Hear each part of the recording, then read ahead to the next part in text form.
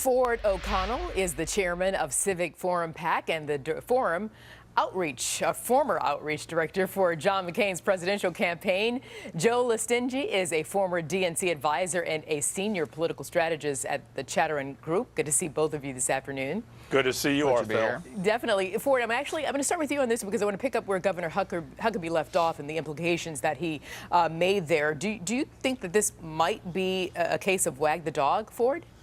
Well, absolutely. I agree with Governor Huckabee. This is a terrible call. President Obama shouldn't have made this trade. This is basically, he's made America less safe. He was concerned about his progressive legacy, not keeping America safe. And really, these Talbian Five, they're going to go back and get in the fight. These are not traditional POWs like we think. And frankly, I'm not sure that you actually had to give up these five to get Bergdahl back, given there's reports that there were other offers on the table. Frankly, like President Obama made America and the world less safe.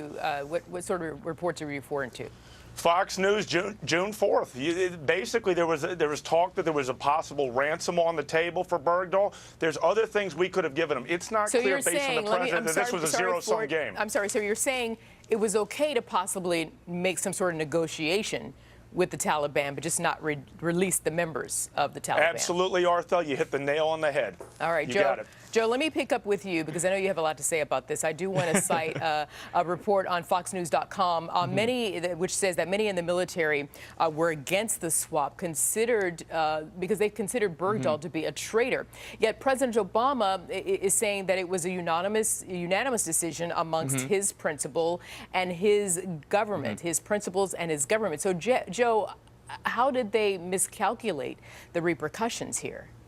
Well, I'm not sure they miscalculated anything on this. The beauty of this whole entire process was the leadership made a decision. The commander-in-chief did his job. He brought a soldier home. A family is going to get their son back because of his actions, and that's what we need to stay focused on here, because that's the biggest point. The biggest point is that a soldier's coming home. We sent that young man over there to fight for our freedom. He was captured. The details are the details, but all that matters is that we bring him home. We don't outsource punishment to the Taliban. That is exactly my point, my friend. Let me say this. I agree with you. We should bring soldiers home. We should never leave a man or a woman behind on the battlefield. But at the end of the day, why did America have to give up these five people? These guys are awful guys. One of them's wanted for UN war crimes, and one of them's already said he's ready to get back in the fight. Come on, Joe. Sure. How do I know that the president made the best deal possible for America and the world? I don't. And that's the problem. And that's why really, Bergdahl is a smokescreen for liquidating Gitmo. The president wants to liquidate Gitmo before he ends his term. And frankly, this is about his progressive legacy, not keeping America safe, my friend. These five, let's be very clear, these five gentlemen were captured over a decade ago, only a year into the war. If they want to go back to Afghanistan, then let them go back. They were pretty easy to catch the first time. I'm sure we're not going to have any problems catching them the second time. And I'll say this, too. One U.S. soldier, much more valuable than these five guys. Let them go back, do whatever. I'm sure we'll catch them again. Every U.S. soldier can account for at least 5 to 10 of them. So I think that's a fair trade.